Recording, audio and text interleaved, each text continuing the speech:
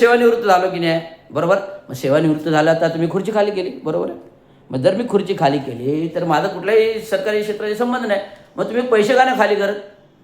पैसे द्यायला पाहिजेत ना सगळे. मग कशाला हप्ते थकून ठेवायला पाहिजे? 4 हप्ते असो की 10 हप्ते असो, आम्हाला एक रकमी द्यावे. आमचा संबंध का सेवानिवृत्त कर्मचाऱ्यांचा? काय संबंध? आम्हाला लगेच तुम्ही ऑर्डर दिल्या, झाला सेवेतून निवृत्त होत आहे, प्रॉव्हिडंट घ्या, फंड घ्या आणि ग्रॅज्युटी घ्या आणि घरी बसा.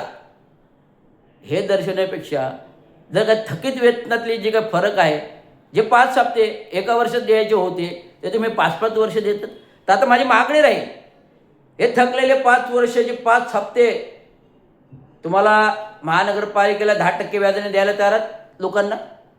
द्याल का? नाही द्याल. हे जर बाहेर प्रायव्हेट बँकेकडून कर्ज घेतलं असतं तर बँक 10% व्याज मागते, बरोबर आहे. एखाद्या लोनचं कर्ज घेतलं, नाही दिलं तर बँक 10% व्याज मागते. महानगरपालिका बिन व्याजाने पैसे लोकांचे वापरते, तेव्हाच तुम्ही सर्व कर्मचाऱ्यांना व्याज देणार आहात का? तर प्रश्न आहे.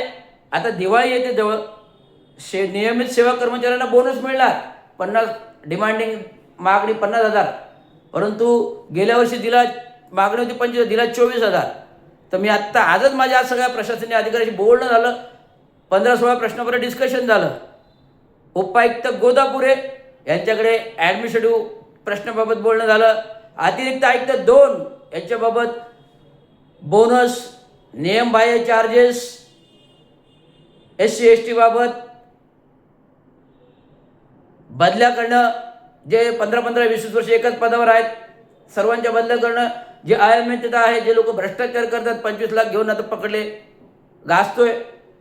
तर रिसायकलिंग होणं, शुद्धीकरण होणं. जसं शरीरामध्ये कोणाला डायबिटीज झाले, काय विकार झाले, काय करतो आपण? रिसायकलिंग, ब्लड शुद्ध करतो. तर सरकारी कार्यालयामध्ये गरज आहे ना शुद्धीकरण करण्याची. त्यामुळे या सर्व अधिकाऱ्यांच्या बदल्या झाल्या पाहिजेत. आता काल जी काय उपायुक्त शंकर पाटोळे 1 ऑक्टोबर वर्धापन दिन 1 ऑक्टोबरला पकडलं गेलं, महापालिकेची बदनामी झाली. मग तेव्हा झोपेतून डोळे उघडले प्रशासनाने, पडावड सगळ्यात आहे त्याचे बदल्या करत गेले. परंतु ह्या पाटोळे, शंकर पाटोळे बरोबर अनेक, जो शंकर पाटोळे गब्बर सिंग पकडला गेला त्याच्याबरोबर अनेक कालिया, सांबा वगैरे आहेत ना, त्यांना कुठे पकडले? संशयित लोकांच्या फक्त बदल्या केल्यात. काही वेळेला कोणत्या साहित्य आयुक्त पाठवलं, सोपन बाईक, हा तर संशयित आहे पाटोळ्याबरोबर. एकही अनेक बांधकामावर कारवाई केलेली नाही आहे. इन्क्वायरी लावा.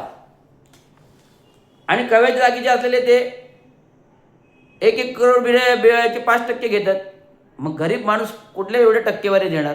हा एक विषय. म्हणजे किती भ्रष्टाचार भोपाळलेला आहे, किती भ्रष्टाचार बोकाळलेला आहे. लोकांनी कुठून द्यायचं? एक महानगरपालिकेकडे पैसे नाहीत, एकच खात्यामध्ये पैसे आहेत, म्हणजे विशेष शासकीय निधी, विशेष शासकीय निधी, विशेष शासकीय निधी अंतर्गत फक्त एकच ठिकाणी कामं होतात, ती म्हणजे एकनाथराव शिंदेची. एकनाथराव शिंदेजी, त्याला सरकारी निधी येतो, त्याला सरकारी निधी खर्च करतो, 50% घरी पोचतात. परंतु शासकीय कर्मचाऱ्यांची थकीत बिलं, थकीत वेतन, थकीत 7वं वेतन द्यायला पैसे नाहीत. म्हणजे कर्मचारी हा शासकीय हिस्सा नाही आहे, परंतु नियम आला की शासकीय हिस्सा दाखवायचा. हे प्रशासनाचं धोरण बरोबर नाही. मी उपायुक्तांना सवाल केला, कर्मचारी शासकीय नाही आहेत का? शासनाचा निधी येतो, शासन नाही का? जर शासनाचा निधी येतो त्यातले काही रक्कम वर्ग करा आणि त्यातून प्रशासनाने कर्मचाऱ्यांची थकीत देण्याचे आणि आलेले महसूल त्यामध्ये पुन्हा वळते करा. असं करता येतं. JNURमध्ये केलंय. त्यावेळच्या आयुक्त जे आले, JNUR चालू झालं, विविध प्रकल्प आले, 50,000 कोटी रुपये आले संपूर्ण महानगरपालिकेमध्ये. त्यावेळेचं फंडिंग होतं.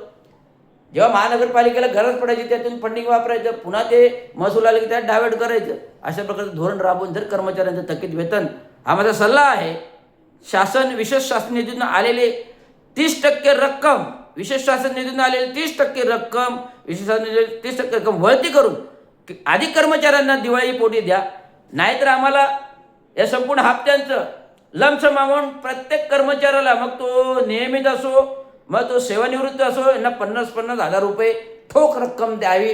ही माझी लास्ट भावना आहे, वेदना आणि सल्ला आहे. तो प्रशासनाने घ्यावा आणि त्यानुसार एक सरशी सगळ्यांना 50,000 रुपये थकीत वेतनापोटी 6व्या वेतनापोटी द्यावे आणि काय तो बोनस द्यायचा तो द्यावा, एवढीच मागणी आहे. धन्यवाद. जय हिंद, जय महाराज, जय हिंद, जय भारत. धन्यवाद.